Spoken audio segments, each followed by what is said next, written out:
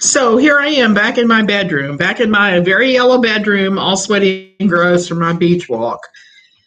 But I could not wait. I need to talk about Steven Anderson. Why? Because I'm getting so much conflicting information. I'm getting a lot of different information. I'm getting people requesting this. I'm getting people just all over the place with it. I'm sorry, I'm looking for my inhaler. I may need it any minute now because my asthma's been crazy, even while beach walking. In the fresh air, drugs. Um, anyway, long story short, last night I went into my email box for NLQ, which I hadn't been in a few days, I admit. I try not to go in on the weekends. It was a big, crazy mess. I had emails from news organizations. I had emails from Stephen supporters with their usual death threats and stupidity, which I'm getting ready to post on Jerks for Jesus.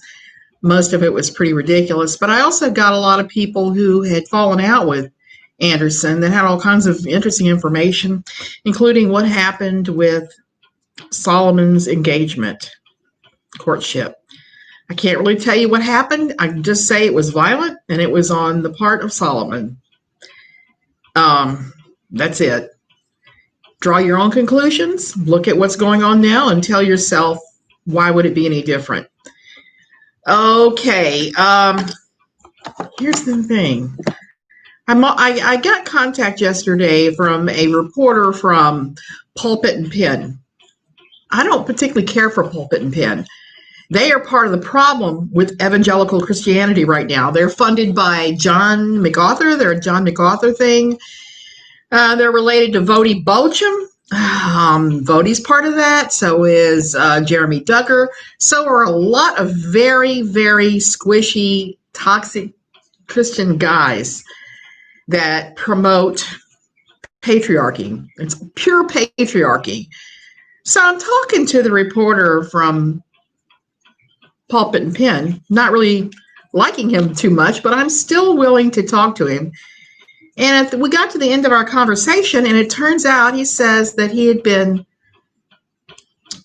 messaging with Steven Anderson. And he didn't buy anything I was saying. He pretty much said, well, that's not what Steven Anderson says. He says that Steven has filed for restraining order against at least one, maybe more, of the families involved. And Anderson says there's no truth to the allegations about his sons. There's no truth to the allegations that he's broken the mandatory reporters law in Arizona, which he most certainly has.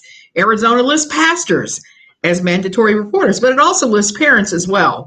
If a parent knows there's sexual abuse going on and they don't report it, or abuse, they could be in all kinds of trouble.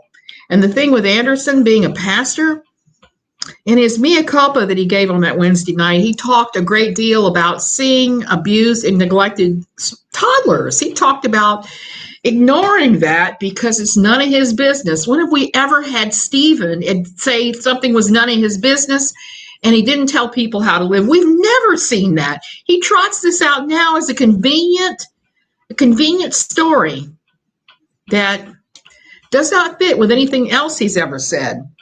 He called out various members of his church. He named names. He tried to do the suicide by proxy excuse, saying that nobody could talk about this because the girls who were the victims would be tempted to commit suicide.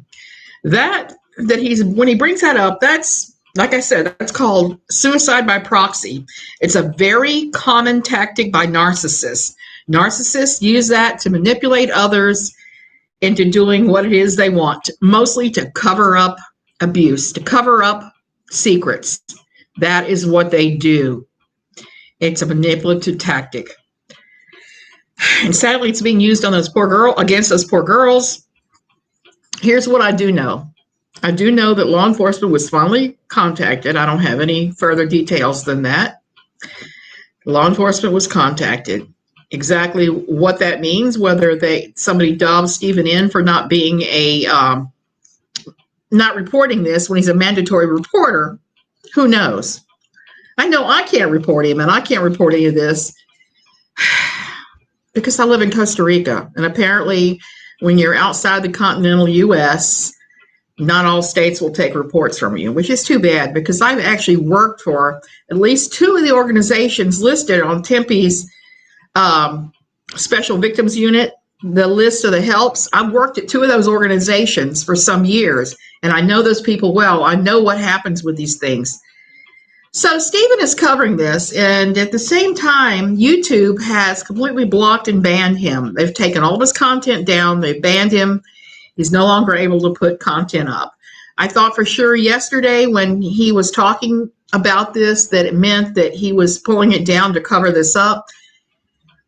Pulpit and Pen is reporting that this is happening merely because of the fact that he is a hate pastor. The Southern Poverty Law Center and the Justice Department have Faithful Word Baptist Church listed as an official hate group.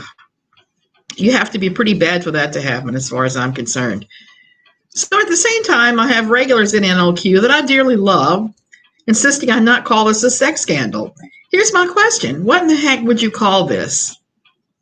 There's the kind of behavior going on that Chris Hansen will usually report on for NBC and To Catch a Predator. Guys go to jail for this stuff.